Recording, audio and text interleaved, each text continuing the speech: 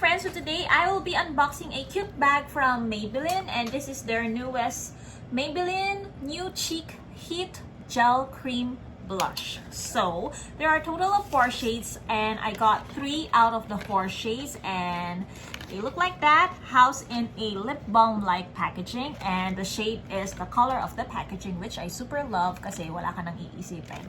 So I'll be trying all these and post a photo on Instagram post soon, and you tell me which one you like. Dear friends, the packaging looks like this, and all 3 shades, 15, 20, and 25. And to be honest, parang wala siyang laman. Sobrang gaan na tube lang, but it says gel-like texture, so tignan natin. So you open it like this, and there's a seal, and let's open. Ayan, so syempre, pinil ko na lahat para mabilisan, and it looks like this. Konti lang ilalabas ko kasi ayan, this is 15, and this is 20, and this is 25. Tada! Ang kuripot guys, pero let's blend it out.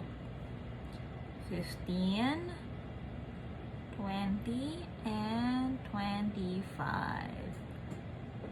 Oh, it's lightweight na. Judging by the way it looks, parang mas type ko yung 15, but we'll try them all and see how it looks. So, let's go.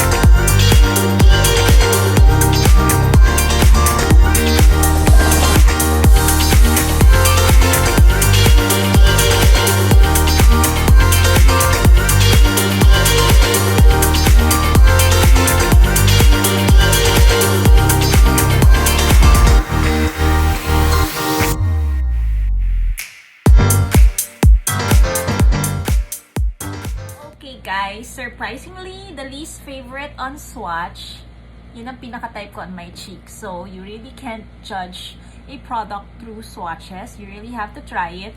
The reason why, actually all 3 are nice, but I like the effect of the third one. Kasi parang mas lumalabas yung color, mas natural yung glow, and surprisingly, yeah, it blends well. Parang ito yung regular na cheek tint na maganda.